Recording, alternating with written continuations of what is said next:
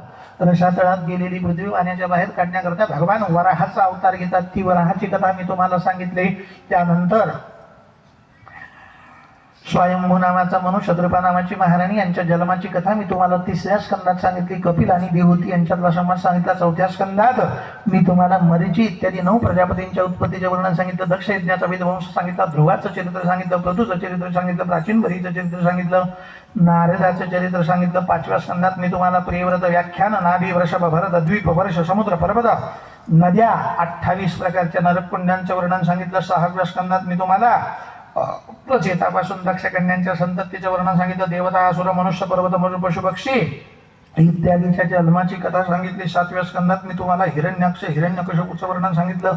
प्रल्हाद चरित्र मी तुम्हाला सांगितलं. 8व्या स्कंदात मन्वंतराची कथा, गजेंद्र मोक्षाची कथा, विष्णूचे कुर्म अवतार, मत्स्य अवतार, वामन अवतार, धन्वंती अवतार, समुद्र मंथनाची कथा मी तुम्हाला सांगितली.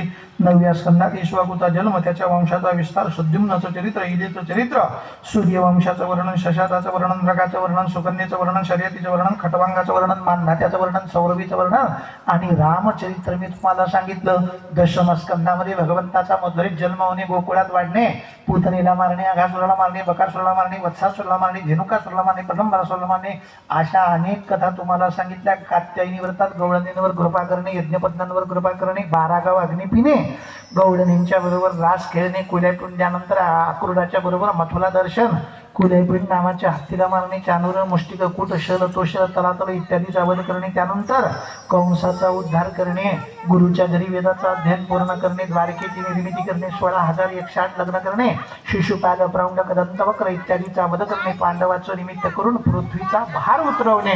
11व्या स्कंदात परीक्षिताला झालेला शाप, यदुकुळाला झालेला शाप,